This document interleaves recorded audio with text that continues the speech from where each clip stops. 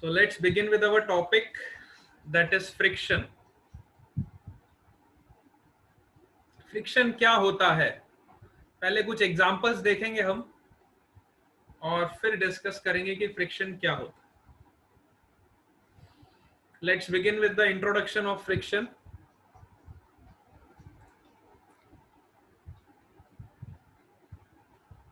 ये देखो कितना शानदार फोटो आप देख रहे हो अपनी स्क्रीन पे, और बहुत ही प्यारा सा स्टेटमेंट है. अगर आप इसको रीड करो तो आपको पता चलेगा. Everything would just keep slipping and falling all over the place if it wasn't for friction. Thanks to friction, this does not happen. इतना बढ़िया स्टेटमेंट है कि बिना फ्रिक्शन के हर चीज स्लिप ही होती रहती या फॉल ही होती रहती. सो पहले हमें फ्रिक्शन को थैंक्स बोलना चाहिए, जिसकी वजह से हम चल सकते हैं, जिसकी वजह से हम लिख सकते हैं, जिसकी वजह से हम कोई भी काम हम कर रहे हैं, हर काम में आप देखो फ्रिक्शन आता ही आता है. ठीक है, आप रोड पे कार चला रहे हो तो वहां भी फ्रिक्शन है. आप वॉकिंग कर रहे हो वहां भी फ्रिक्शन है. आप पेन से लिख रहे हो वहां भी फ्रिक्शन है. टीचर बोर्ड पे पढ़ाता है, चौक से लिखता है, पेन से लिखता है, पेंसिल से लिखता है. हर जगह पे फ्रिक्शन आपको दिखाई देता है. तो सबसे पहले हमें फ्रिक्शन को थैंक्स बोलना चाहिए, and then we will start to study the friction. ये देखो कितनी बढ़िया सी पेंटिंग है. This is the world famous painting of Mona Lisa. You can see this painting, and ये पेंटिंग जिस पेंटर ने बनाई है ना, वो पेंटर ने इस पेंटिंग को तभी बनाया है जब फ्रिक्शन एग्जिस्ट कर रहा था. अगर बिना फ्रिक्शन के this painting was not possible. ठीक है, सो इतनी फेमस फेमस जो पेंटिंग्स आप देख रहे हो, this is also because of friction. Now what is friction, है ना? The question is that friction क्या होता है.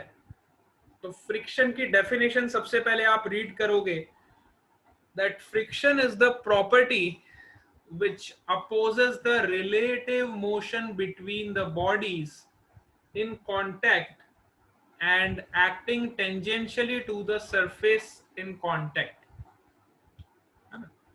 फ्रिक्शन एक ऐसी प्रॉपर्टी है जो हमेशा बॉडी के रिलेटिव मोशन को अपोज करती. किसको अपोज करती है? रिलेटिव मोशन को अपोज करती है. अब ये रिलेटिव मोशन क्या होता है?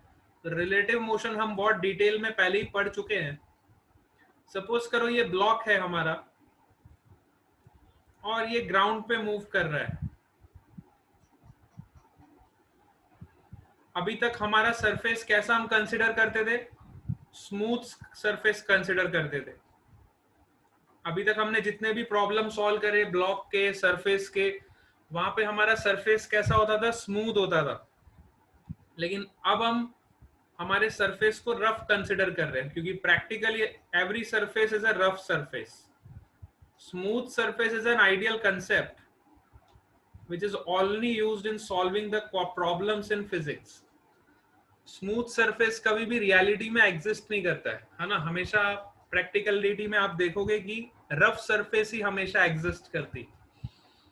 तो suppose this block is of mass m and it is moving in this direction, let's say with velocity v.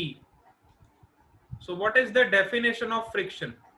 Friction is the property which always opposes the relative motion of the object.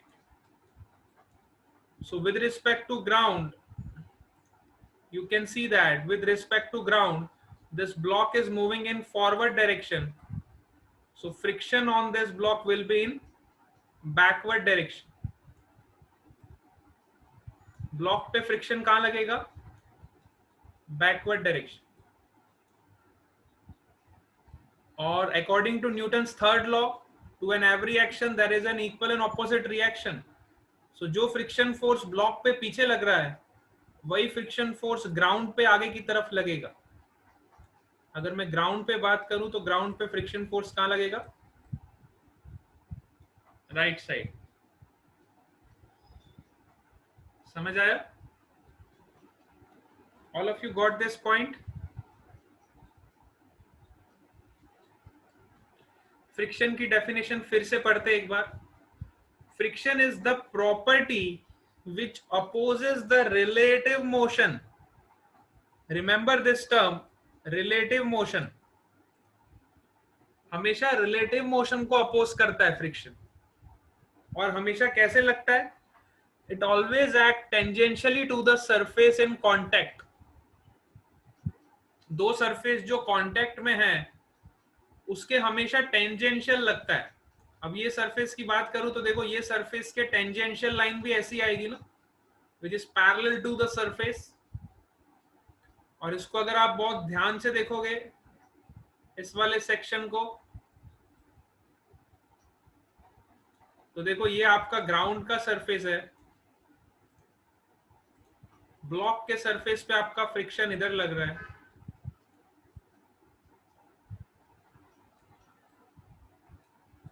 And ground surface पे आपका friction इधर लग रहा है.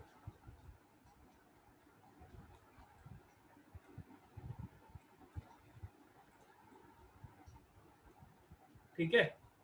This is the real scenario.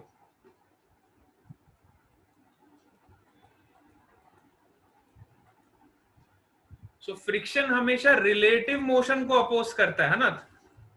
एक और example लेते, जैसे कि सपोज करो ये कोई बाइसिकल का टायर चल रहा है ना. This is the tyre of an bicycle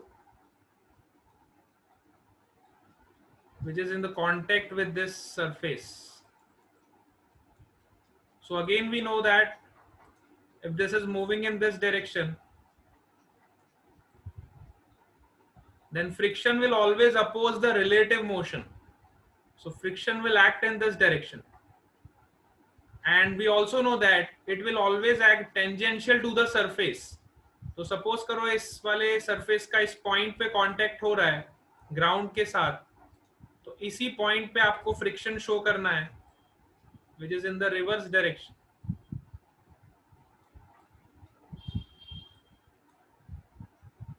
ठीक है? It will always act tangential to the surface, है ना. सो यहाँ पे देखो आपका कांटेक्ट कैसा था, इधर आपका लाइन कांटेक्ट हो रहा था पूरा का पूरा ये सरफेस, और you can say surface contact.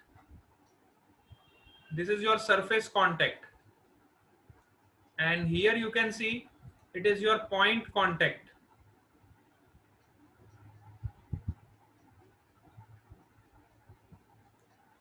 ठीक है? तो फ्रिक्शन हमेशा ऐसे लगता है कि वो बॉडी के रिलेटिव मोशन को अपोज करता है ना. बॉडी के रिलेटिव मोशन को क्या करता है? अपोज करता है. फ्रिक्शन में be defined as the opposing force which comes into play tangentially between the two surface in contact so as to destroy the relative motion. हमेशा रिलेटिव मोशन को खत्म करने की कोशिश करता है. फ्रिक्शन का जो फोर्स होता है वो हमेशा रिलेटिव मोशन को डिस्ट्रॉय करता है. This is the definition of friction. कुछ और एग्जांपल्स देखो. देखो, friction is a force that is created when the two surface move और try to move each other. आप देखो पहला वाला सरफेस है स्मूथ एकदम, है ना, तो स्मूथ सरफेस पे फ्रिक्शन नहीं लगता है. दूसरा वाला सरफेस देखो आप, rough surface, friction always act on the rough surface. Smooth surface पे नहीं लगता है कभी भी फ्रिक्शन. फ्रिक्शन हमेशा रफ सरफेस पे लगता है. सेकेंड वाला सरफेस देखोगे तो रफ सरफेस आपको दिखाई देगा, है ना. और प्रैक्टिकली लाइफ में कोई भी सरफेस स्मूथ नहीं होता है. चाहे आप कितनी भी उसको पॉलिश कर लो, आप कितना भी उसको पेंट कर लो, आप कुछ भी कर लो, प्रैक्टिकल लाइफ में कोई भी सरफेस स्मूथ नहीं होता है. कुछ ना कुछ पार्ट उसका रफ होता ही होता है. ठीक है? अब देखो बाइसिकल का एग्जांपल ले लो. So when you want to stop the bicycle, तो आप क्या करते हो? ब्रेक्स लगाते हो. बाइसिकल को स्टॉप करने के लिए आप ब्रेक्स लगाते हो. तो आपने देखा होगा आपके जो ब्रेक शूज होते हैं वो टायर के साथ कांटेक्ट में आते हैं, और जैसे ही ब्रेक शू टायर के साथ कांटेक्ट में आते हैं तो वो उसको रोकने की कोशिश करते हैं. ठीक है? तो जो आपके ब्रेक शू टायर के साथ कांटेक्ट में आते हैं उनके बीच में भी फ्रिक्शन लगता है, तभी आपको देखो ब्रेक्स को रिप्लेस करवाना पड़ता है साइकिल के कुछ टाइम के बाद। वो जो रबर होता है, ब्रेक शू किससे बना होता है, रबर का मटेरियल होता है। रबर का मटेरियल जब कांटेक्ट में आता है दोनों तरफ से टायर के रिम पे, है ना, इस तरह से आपका देखो मटेरियल होता है। ये आपकी साइकिल का टायर है, तो रबर का जो पोर्शन होता है,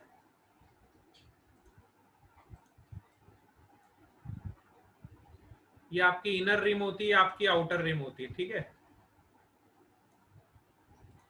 तो यहां से कुछ अरेंजमेंट ऐसा लगा होता है इस वाले पोर्शन पे और बैक साइड वाले पोर्शन पे, है ना। इसके पीछे भी एक बैक पोर्शन होता है। यहाँ पे आपका ये जो रबर शू है ये टायर के रिम से कांटेक्ट में आता है ना। ये जो टायर का रिम होता है उसके कांटेक्ट में आता है रबर शू,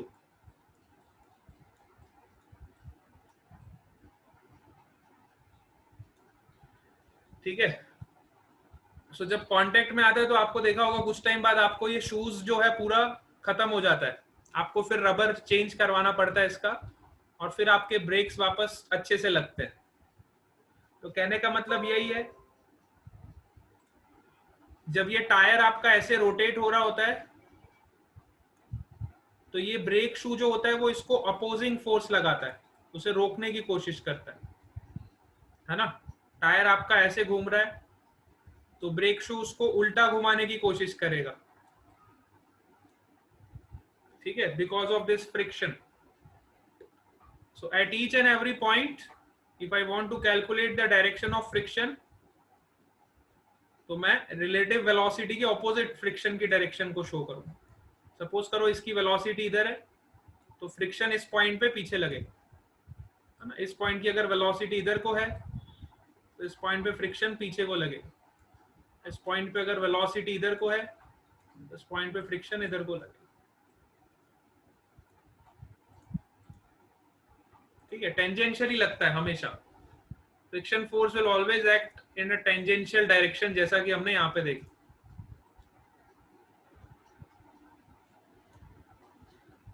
ठीक है। इस पॉइंट तक सब क्लियर हो? All of you are clear up to this point?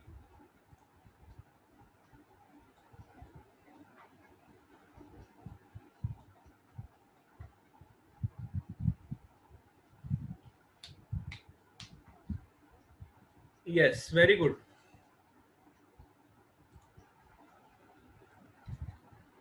Let us consider some more examples. So different solid objects experience different amount of friction.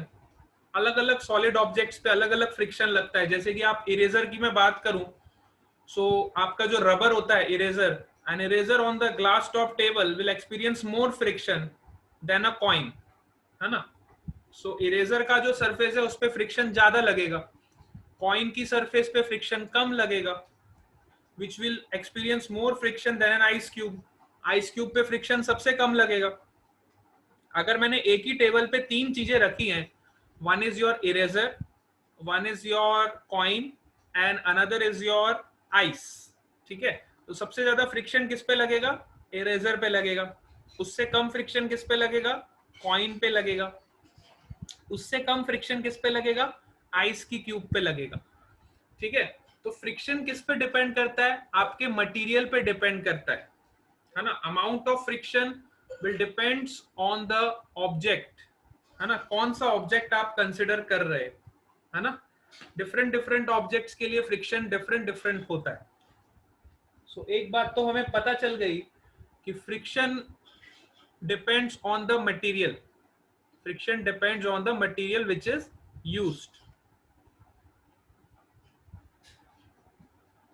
है ना। Different solid objects experience different amount of friction.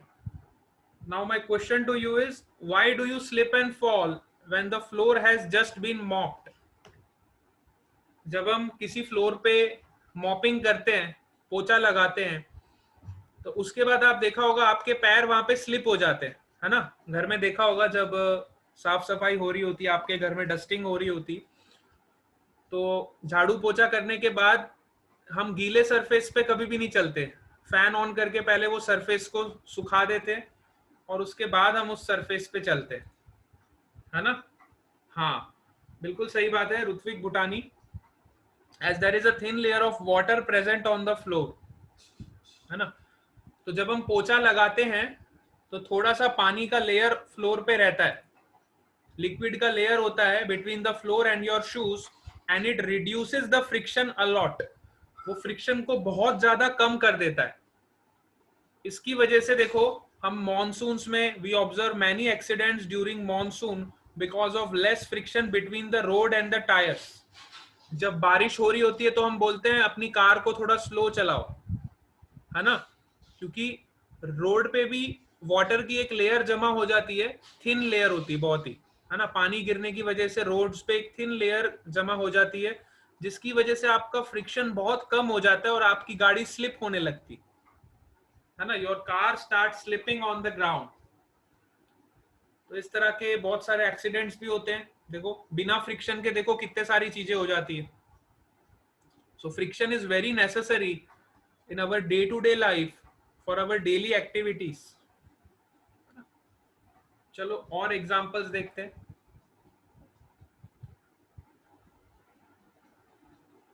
ये तो monsoon का example हो गया। Monsoon में हमें car slow चलाना चाहिए because friction is reduce between the tyre and the roads. We observe accidents in monsoon because of less friction, है ना, लेस फ्रिक्शन के कारण हम एक्सीडेंट्स ऑब्जर्व करते हैं। नेक्स्ट क्वेश्चन इज, फ्रिक्शन कहां पे लगता है? Friction always acts at the tangential to the surface of contact. Friction का डायरेक्शन क्या होता है? Friction always acts tangential to the surface of contact. Now what are the causes of friction, है ना। फ्रिक्शन का कॉज क्या होता है, फ्रिक्शन कैसे जनरेट होता है, we are going to discuss that only. So अगर हम किसी भी सरफेस को, सबसे पहले आप इस बात को समझोगे, यहाँ पे सपोज करो मैं इसी ब्लॉक की बात करता हूं, this is our block and this is our ground.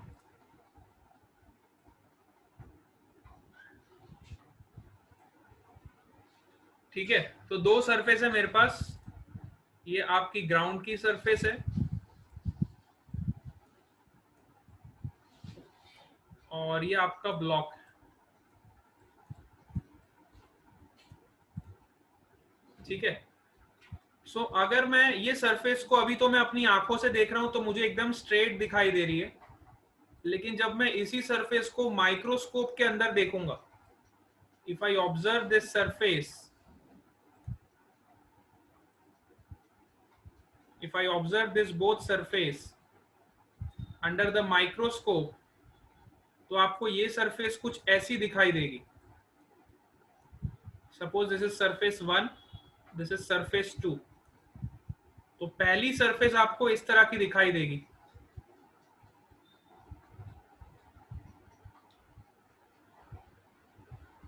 When you observe it under the microscope, you are able to see the roughness of the surface।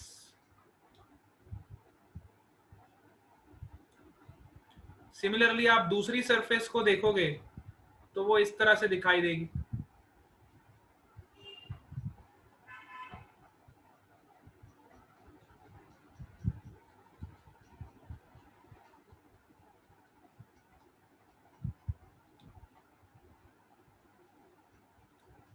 This will be your second surface।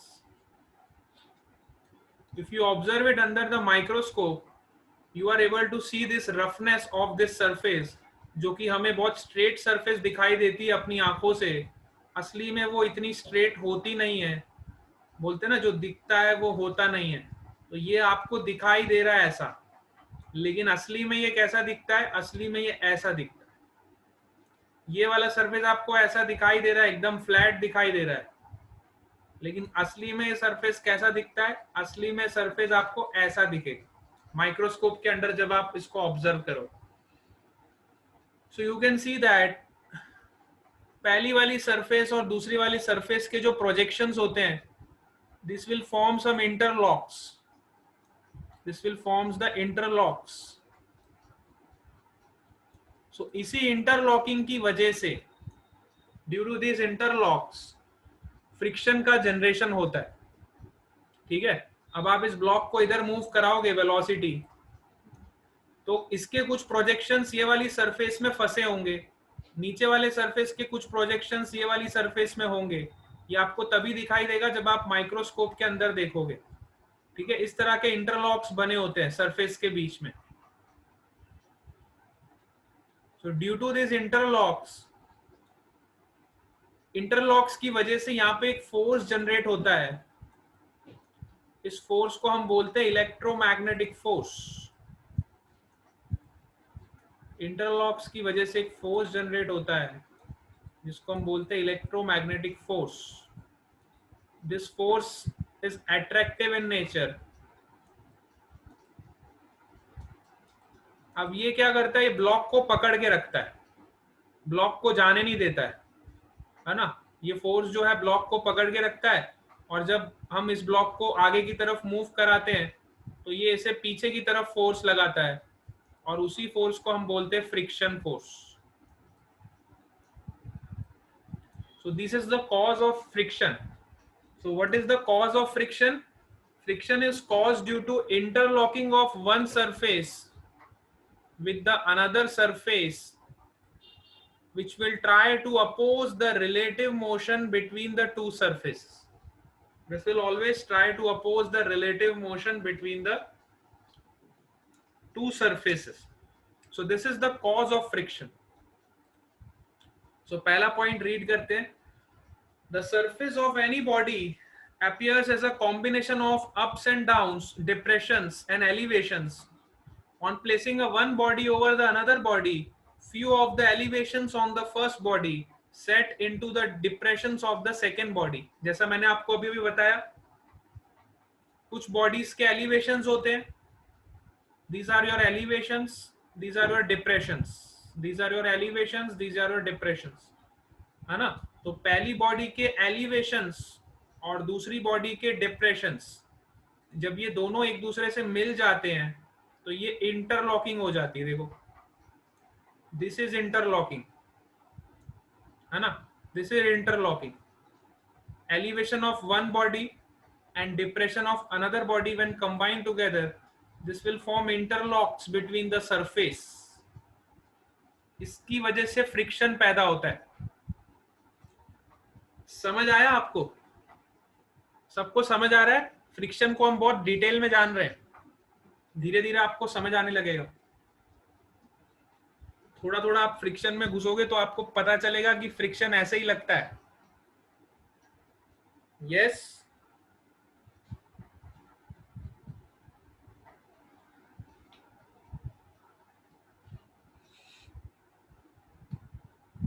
अनु प्रसाद, ऋत्विक बुटानी, खुशी Singh,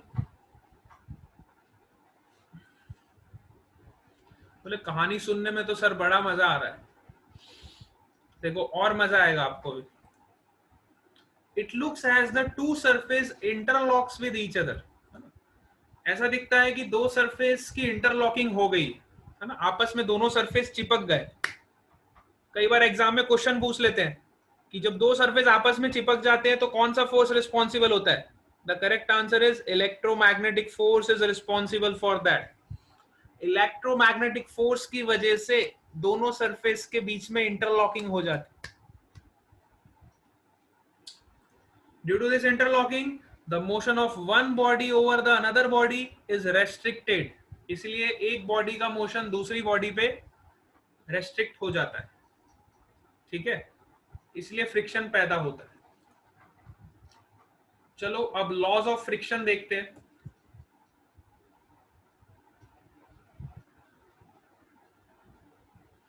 laws of friction.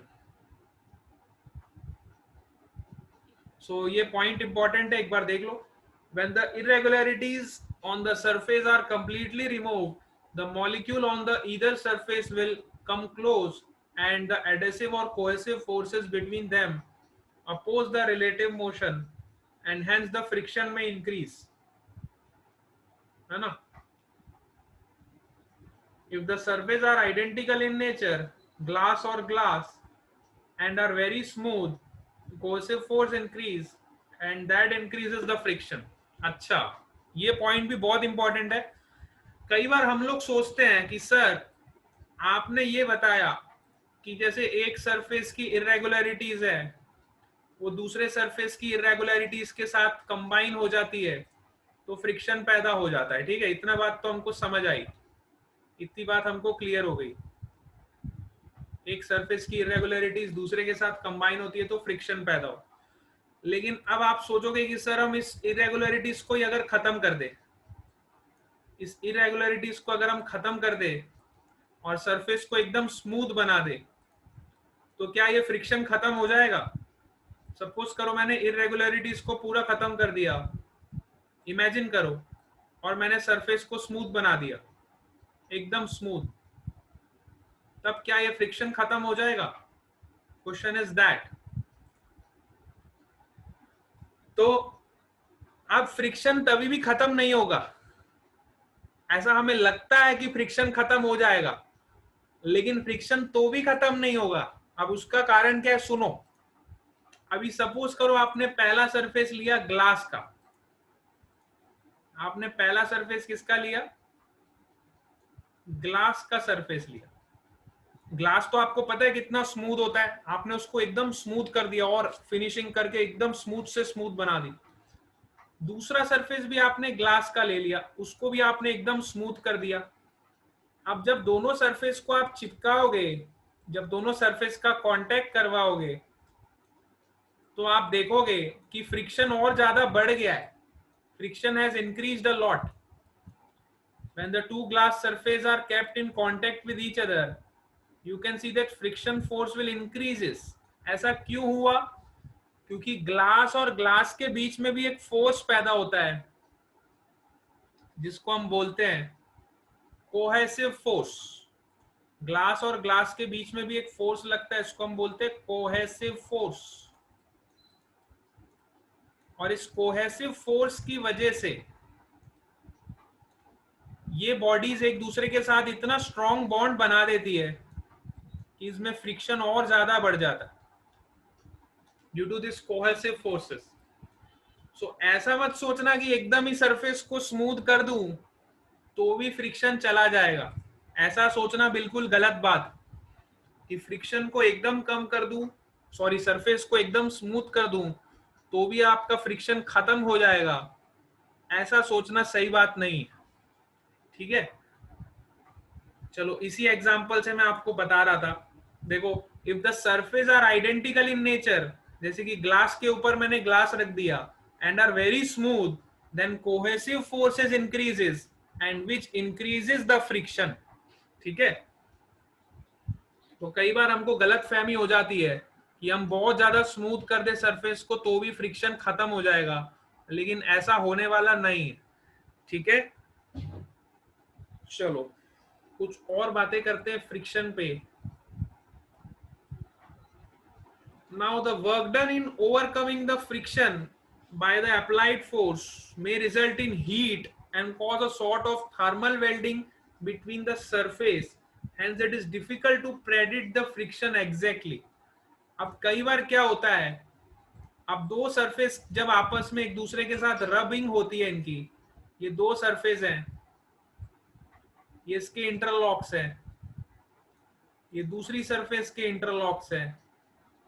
अब ये दो surface जब आपस में, जब suppose करो मैंने पहली वाली सरफेस को आगे की तरफ बढ़ाया v वेलोसिटी से, सो ये वाले सरफेस में और सेकेंड वाले सरफेस में क्या होगी? रबिंग होगी दोनों सरफेस में. अब रबिंग होने की वजह से क्या होता है, इन दोनों में हीट जनरेट होती है. क्या जनरेट होती है? हीट. रबिंग होने की वजह से हीट जनरेट होती है और हीट की वजह से इन दोनों सरफेस की आपस में वेल्डिंग हो जाती है. कई बार हीट जनरेट होने की वजह से क्या हो जाती है? दोनों सरफेस की वेल्डिंग हो जाती है.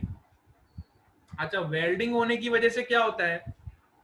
ड्यू टू दिस वेल्डिंग, अब वेल्डिंग होने की वजह से हम एग्जैक्टली ये नहीं बता सकते कि वो फ्रिक्शन का बेसिक नेचर कैसा है ना? फ्रिक्शन का बेसिक नेचर कैसा है हम डायरेक्टली प्रेडिक्ट नहीं कर सकते. It is very difficult to predict that what is the basic nature of friction, है ना? So due to sort of thermal welding, heat की वजह से वेल्डिंग हो जाती है वहां पे, है ना, between the surface, and it is difficult to predict the friction exactly. लेकिन हमें इतना पता चल गया कि friction depends on the nature of surface in contact and the normal pressure between the surface. Friction दो बातों पे डिपेंड करता है.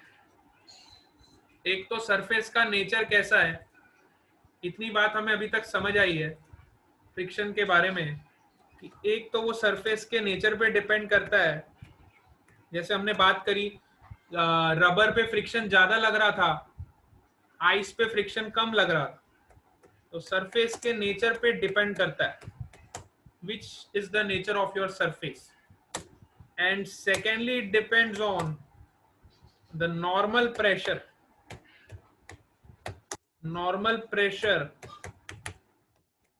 or you can say normal force. अब नॉर्मल फोर्स पे कैसे डिपेंड करता है? अरे जितना ज्यादा इन दोनों सरफेस का आपस में कंप्रेशन होगा, नॉर्मल फोर्स इन दोनों का जितना ज्यादा होगा, उतना ज्यादा इनकी बॉन्डिंग स्ट्रांग होगी, है ना? जितना ज्यादा नॉर्मल फोर्स होगा उतनी ज्यादा इनकी बॉन्डिंग होगी. तो दो फैक्टर्स पे डिपेंड करता है ना? One is on the nature of the surface, another is the normal force. So from here we can write friction force is directly proportional to normal reaction, or you can say normal force, or you can write F is equal to mu times N. This mu is known as coefficient of friction.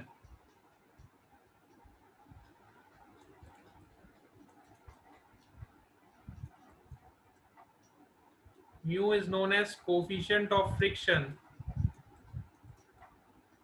and this depends on the nature of surface. This is your normal force, and this coefficient of friction mu is depends on the nature of surface.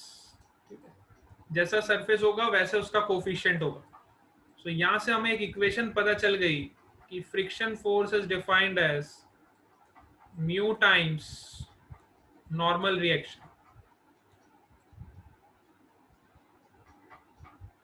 Friction force is defined as mu times of normal reaction. समझ आया? अब हमें friction का direction भी पता चल गया और फ्रिक्शन का इक्वेशन भी पता चल गया. ठीक है, फ्रिक्शन का डायरेक्शन भी हमको पता चल गया. It always acts opposing to the relative motion and its magnitude is always F is equal to mu times N. All of you clear up to this point?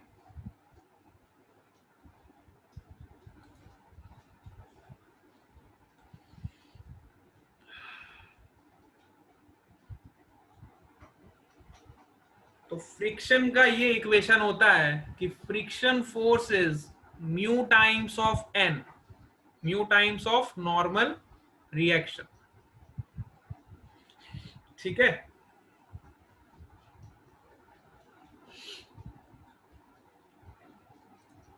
So this much importance is your friction. कुछ और questions करते देखो. Friction is generally dash if surface are smooth. तो जब surface आपके smooth होंगे तो friction क्या होगा? लेस होगा, सबको पता है. Second question, frictional force between two surface in contact is due to adhesive or cohesive forces between the molecules, only cohesive forces, only repulsive forces, both B and C. तो अभी हमने देखा फ्रिक्शन फोर्स किसकी वजह से होता है? Adhesive forces की वजह से भी हो सकता है, कोहेसिव फोर्सेस की वजह से भी हो सकता है. Now what are the advantages of friction? So friction के एडवांटेज बहुत सारे होते हैं. Friction is very much necessary to produce a controlled motion. The surface in contact will slip on each other without opposition in the absence of friction. अगर friction नहीं होगा तो हमारा चलना उठना बैठना सब कुछ मुश्किल हो जाएगा. It is only possible because of friction. Friction between the floor and the feet enables us to walk safely. Friction between the nails and the screw can be driven into the wall due to friction. आप देखते हो जो हम wall में whole करते हैं, wall में drilling करते हैं, है ना, तो ड्रिलिंग वगैरह जो भी काम करते हैं सब फ्रिक्शन की वजह से होता है. Moving of wheels can be stop due to friction. चलते हुए मूविंग व्हील्स को हम रोक सकते हैं फ्रिक्शन की वजह से. So friction is a greater on rubber surfaces. The grooves in the rubber tire are made to reduce the smoothness of the tire and increase the friction, which helps to avoiding skidding of the vehicle. अभी देखो tyre में इस तरह के ऐसे grooves बनाए होते हैं, है ना. टायर्स में आप देखो बड़े ध्यान से, we can produce heat using friction. अरे हीट तो प्रोड्यूस होती है ऑटोमेटिकली, हमें कोई एक्स्ट्रा कोई फोर्स नहीं लगाना पड़ता हीट को प्रोड्यूस करने के लिए. जब भी दो सरफेस के बीच में फ्रिक्शन होता है तो हीट तो डेफिनेटली प्रोड्यूस होएगी होएगी. ठीक है, we don't need to make extra efforts. It is the natural phenomena that heat is going to produce. हाँ, अर्ली ह्यूमंस क्या करते थे, जब वो स्टोन को घिसते थे फ्रिक्शन पैदा करते थे, दो स्टोन्स को आपस में बहुत घिसते थे जोर जोर से, तो घिसने की वजह से उसमें हीट पैदा होती थी और वो फायर कैच कर लेते थे. हाँ, if you are talking about that concept, then we can produce heat by using friction also. It is correct, है ना. अर्ली ह्यूमंस ऐसा ही करते थे.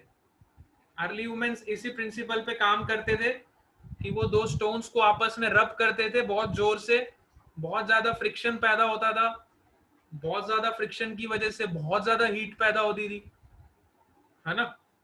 हाँ, दैट पॉइंट, वेरी गुड. अभी मैं टायर्स की अगर बात करूं तो आप टायर्स को बहुत ध्यान से देखो तो टायर्स में ऐसे ग्रूव्स बने होते हैं, है ना. अब ये टायर्स में ऐसे ग्रूव्स क्यों बनाते हैं, क्योंकि ग्रूव्स क्या करते हैं, फ्रिक्शन को इंक्रीज करते हैं. टायर्स में जो ग्रूव्स बने होते हैं that will try to increase the friction force. इसलिए हम देखते हैं जब हम बहुत ज्यादा गाड़ी चला लेते हैं तो हमारे टायर्स के जो ग्रूव्स है वो घिस जाते हैं. टायर्स में जो ग्रूव्स बने होते हैं वो घिस जाते हैं अगर हम बहुत ज्यादा गाड़ी चलाते हैं, तो इस तरह के जो ग्रूव्स होते हैं वो घिस जाते हैं.